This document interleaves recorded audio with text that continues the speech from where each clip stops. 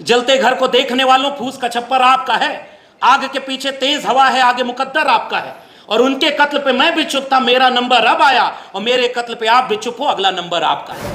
हरियाणा का चुनाव, उसके बाद महाराष्ट्र का चुनाव और फिर दिल्ली का, इन 3 चुनावों को जिस तरह से उस व्यक्ति ने जीता, अपने लोगों से जितवाया, यह हमारे लिए खतरे की घंटी से कम नहीं था। तो बहुत सारे लोगों को यह भ्रम था कि हम तो हिंदू हैं, उन्होंने भ्रम तोड़ा और सीधे वीडियो बना करके कहा कि हमारे बिरादरी के गांव में तुम कथा कैसे कह सकते हो। इससे भी अगर आंख न खुले, और याद रखना, जिसका मुंडन किया गया, जिसकी चोटी कटवाई गई, वो तो अच्छे वाले हिंदू थे ना। जिन वोटों से 20 साल मुख्यमंत्री कोई रहा हो बिहार में, जिन वोटों से अभी तीसरी बार कोई प्रधानमंत्री बन गया, अब वही वोट फर्जी हो गए, उन्हीं वोटों को अब विदेशी बताया जा रहा है। तो पहले इस्तीफा तो अपना देना चाहिए कि मुख्यमंत्री और प्रधानमंत्री बिहार की 31 सीटें जीते हुए हैं, वो सारी सीटों को हटा दो, क्योंकि वहां तो फर्जी लोगों ने वोट डाला। दुनिया में दूसरा उदाहरण आपको ऐसा कोई नहीं मिलेगा। जिस दिन इस देश के संविधान को अंगीकृत, अधिनियमित और आत्मार्पित किया गया, उसके 3-4 दिन बाद उसी ताकतों ने, उसी विचारधारा के लोगों ने उस संविधान का विरोध किया था, उसके खिलाफ लिखा था। और बाबा साहब डॉक्टर भीमराव अंबेडकर, जिनकी अगुवाई में यह संविधान बना था, आप कल्पना करिए कि उनके कद को छोटा करने के लिए अब किसी और को संविधान निर्माता बनाने की साजिश रची जा रही। क्या उस पार्टी के किसी भी ऐसे नेता ने माफी मांगी जिसने कहा था कि अब की बार 400 पार ताकि संविधान में बदलाव लाएं? इसी दिल्ली के जंतर मंतर पर खुलेआम संविधान की प्रतियों को जलाने वालों ने माफी मांगी या उनको कोई सजा मिली? अब इसी देश में एक ऐसा संगठन जो नागपुर का है, उसके सबसे दूसरे नंबर के प्रमुख व्यक्ति कहते हैं कि इस देश के संविधान की प्रस्तावना में सोशलिज्म और सेकुलरिज्म जो 2 शब्द है, समाजवाद और पंथ निरपेक्षता, इन दोनों शब्दों को बदल देना चाहिए। आप उस संविधान से समाजवाद शब्द को बदल सकते हो, लेकिन जिस संविधान के हर एक हर्फ में, हर एक लफ्ज में, हर एक पन्ने पर समाजवादी विचार ही हो, उसे कैसे निकालोगे? समाजवाद कहता है कि 100 से कम न 1000 से ज्यादा, समाजवाद का यही तकाजा। मिटे गरीबी और अमीरी, मिटे चाकरी और मजबूरी, 2 बातें हैं मोटी मोटी, सबको इज्जत, सबको रोटी। और यही इस देश की बुनियाद में, संघर्षों की बुनियाद में है। जो भी आखिरी व्यक्ति के ताकत की, हक हुकूक की, अधिकार की, सम्मान की बात करता है, वो अपने मिजाज में समाजवादी ही तो है। और आप कहते हो कि देश के संविधान की प्रस्तावना से समाजवाद शब्द हटा देना है। क्या क्या हटाएंगे आप? कल वो जिलों के नाम बदल रहे थे, आज वो योजनाओं के नाम बदलते हैं, और अब वो कहां खड़े हैं, इस बात का उदाहरण हमारे सामने। और जहां से मैंने बात शुरू की थी कि स्पेशल SIR कर रहे हैं, विशेष गहन पुनरीक्षण, और जिस वोट के अधिकार को बाबा साहब डॉक्टर अंबेडकर ने हर एक व्यक्ति को देकर संविधान को आखिरी व्यक्ति के अधिकार तक पहुंचा दिया था, अब उस अधिकार पर खतरा मंडरा रहा है। और खतरा क्या, मैं ये कहूं कि वो आपके अधिकार हाथ से छीन लिए जाएंगे कुछ ही दिनों की देर है। क्योंकि आज ही ये तय होना है कि अगर आप अपने वोट के अधिकार को महफूज नहीं रख सकते, तो फिर संविधान को कितना देर महफूज रखेंगे? आज विषय में लिखा भी गया है कि आज ईवीएम से चुनाव। अब ईवीएम का मसला तो छोड़िए, मुझे आज भी याद है बहुत सारे लोग ईवीएम पर बोलते हैं, सामाजिक संगठन ज्यादा बोलते हैं, लड़ते हैं, काम करते हैं, लेकिन चुनाव हारने के बाद अमूमन नेता बोलते हैं। जब वो चुनाव जीत रहे होते हैं तब नहीं बोलते या कम बोलते हैं। और मैंने ये पहली बार देखा 2024 के चुनाव के बाद कि जब उत्तर प्रदेश से समाजवादियों ने 43 सीटों पर बीजेपी को हराया। अगर वो ना हराए होते तो SIR की जरूरत नहीं होती, सीधे आपसे वोटिंग राइट छीनने के और भी तरीके उनके पास हैं। ये तो हारने के बाद स्थिति है। और उस दिन सपा के राष्ट्रीय अध्यक्ष ने संसद में ऑन द रिकॉर्ड बोला था कि अगर मैं 80 की 80 सीटें भी जीत जाऊं तब भी ईवीएम पर मुझे यकीन नहीं है, हम अगर इसी से जीतेंगे तो भी इसे हटाने का काम करेंगे। मुझे लग रहा है ये सबसे जरूरी मसला था। आप चुनाव जीत जाएं तब ईवीएम सही है, आप चुनाव हार गए तो ईवीएम खराब है, इस पर बाकी लोगों का भी यकीन नहीं होता। इसलिए मैं उन तमाम संगठनों को ज्यादा क्रेडिट देना चाहता हूं जो रोज ईवीएम के मुद्दे पर आम जनता के सामने लड़ाई लड़ रहे हैं। लेकिन ईवीएम से वोट डालने के बाद भी जहां जनता जागरूक है, जहां जनता मन बनाई हुई है कि संविधान को बदलने नहीं देंगे, वहां वो ईवीएम से भी छेड़खानी करने से पहले 4 बार सोचते हैं। 2024 के चुनाव में संविधान बचाने के नाम पर आत्मविश्वास छीना गया एक व्यक्ति का जो खुद को संविधान से ऊपर समझने लगा था, जो चाहता था कि उसके ऊपर न कोई संस्थान है, न कोई पद है और न वो संविधान से चलता था। आज 2024 में जिन लोगों ने उनको पूर्ण बहुमत होने से रोका, हरियाणा का चुनाव, उसके बाद महाराष्ट्र का चुनाव और फिर दिल्ली का, इन 3 चुनावों को जिस तरह से उस व्यक्ति ने जीता, अपने लोगों से जितवाया, यह हमारे लिए खतरे की घंटी से कम नहीं था।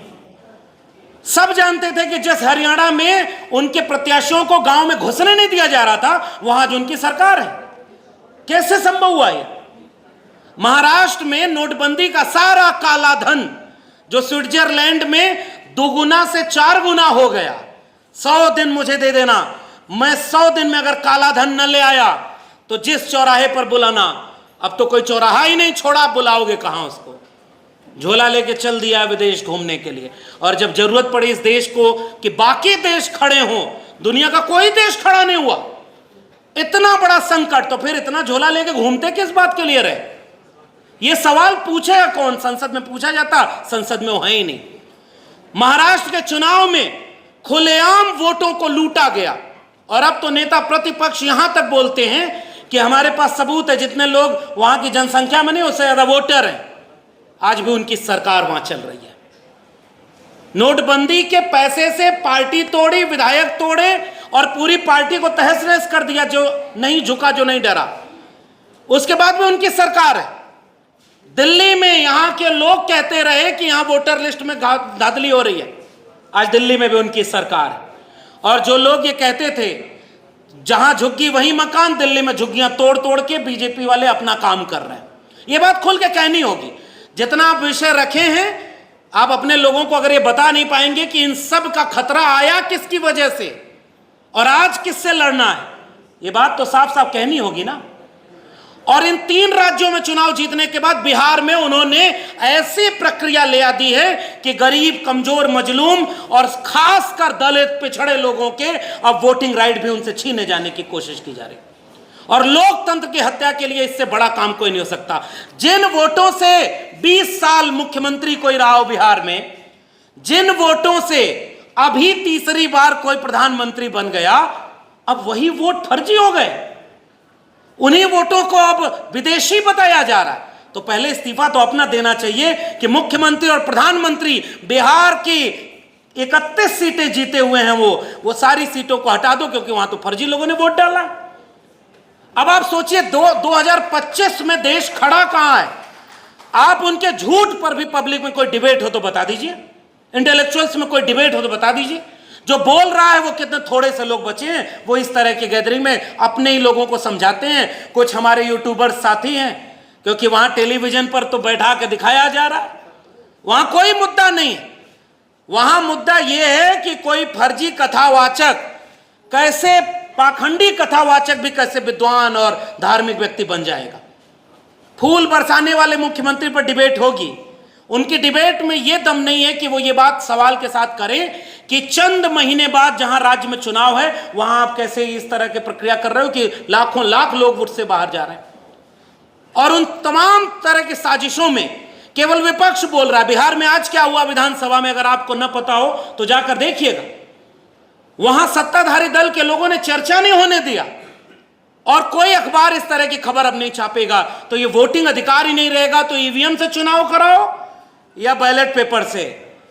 पहले लोग कहते थे यूपी बिहार में जब सरकार बनी बहुजनों की, तो उन सरकारों को कहा जाता था कि बूथ लूटा जाता है।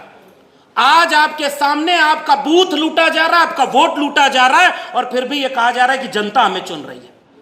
इसलिए मैं बहुत सख्ती से यह बात कहना चाहता हूं कि अब यह वक्त इस बात का नहीं है कि हम सब में तराजू लेकर तौले कि कौन शुद्ध अम्बेडकरवादी 100% है, कौन संविधान पर खतरा है। न्यूनतम सहमति पर अधिकतम एकजुटता बनाने की जरूरत है कि अगर संविधान बचेगा, वोटिंग राइट बचेगा, तो हम सब आपस के झगड़ों को सुलझा लेंगे। अगर संविधान ही नहीं बचेगा तो बाद में कौन दोष देने के लिए भी नहीं बचेगा कि किसकी गलती से संविधान खत्म हुआ।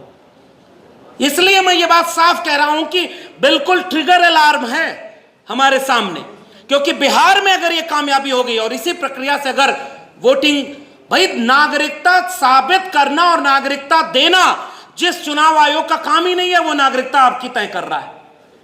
और कल तक तो मुसलमानों के ऊपर हो रहा था, मुसलमान कह रहा था कि हम कागज नहीं दिखाएंगे भले जेल में जाएंगे। अब तो वहां के दलितों, पिछड़ों, जिनके बाढ़ में घर बह गए, जिनके लोग वहां पर घर में है नहीं, पलायन कर गए, सब कागज बनवाने में लगे हुए हैं। नंबर तो सबका आएगा साहब, यही बात तो हम लोग इतने सालों से कहते रहे और उसका खामियाजा भुगतते रहे। जलते घर को देखने वालों, फूस का छप्पर आपका है, आग के पीछे तेज हवा है, आगे मुकद्दर आपका है। और उनके कत्ल पे मैं भी चुप था, मेरा नंबर अब आया, और मेरे कत्ल पे आप भी चुप हो, अगला नंबर आपका है। इस देश के दलितों, पिछड़ों ने मुसलमानों के ऊपर होने वाले हमलों में अगर पूरी जिम्मेदारी से यह बोला होता कि जितना बराबर का शहरी इस देश का हिंदू है, उतना ही मुसलमान है, उतना ही सिख है, उतना ईसाई है, तो उनके कत्ल पे आप चुप थे, तो अब देखो आपका नंबर आ गया। उत्तर प्रदेश में सबसे ज्यादा बुलडोजर किसके घर पे चला? हमारे आदरणीय सांसद महोदय बैठे हुए, हमारे तमाम लोग बैठे हुए। और उत्तर प्रदेश में जो बीजेपी का राज है, वही बिहार में अब आपका इंतजार कर रहा है। अटल बिहारी वाजपेयी का सपना पूरा करना याद आया आपको? और कुछ लोगों को एकनाथ शिंदे बनाने के लिए आगे बिठाया गया। इसलिए मैं ये बात ऐलानिया कहना चाहता हूं कि अगर हम राजनीतिक प्रतिद्वंदी, समाज बदलेगा तब जब बदलने लायक बचेगा। मानवर कांशीराम एक जमाने में आंदोलन चलाए, सामाजिक संगठन चलाए, DS4 से लेके बामसेब बनाए। बाद में उन्होंने भी ये बात कही कि परिवर्तन की गुरु किल्ली अगर कोई है तो राजनीति है, राजनीति नहीं बदलेगी। और मैं तो कह रहा हूं दावे से, अगर 300 सीटें उनकी पूरी आई होती तब आप देखते कि संविधान की धज्जियां कैसे उड़ाई जाती। सुरेश कैद साहब थे, चाहते रह गए, बाबा साहब की प्रतिमा नहीं लगी, और संविधान बनाने वाले बाबा साहब के खिलाफ डिबेट चलती है खुलेआम। अब OBC समाज के लोगों को भी यह बात समझनी होगी कि केवल दलितों की जिम्मेदारी नहीं थी संविधान बचाना। संविधान बचाने के लिए हम सब की जिम्मेदारी थी, जिनको हक अधिकार संविधान ने दिया था। कथावाचक चले गए यादव, 2 यादव और 1 कठेरिया समाज के। तो बहुत सारे लोगों को यह भ्रम था कि हम तो हिंदू हैं। उन्होंने भ्रम तोड़ा और सीधे वीडियो बना करके कहा कि हमारे बिरादरी के गांव में तुम कथा कैसे कह सकते हो।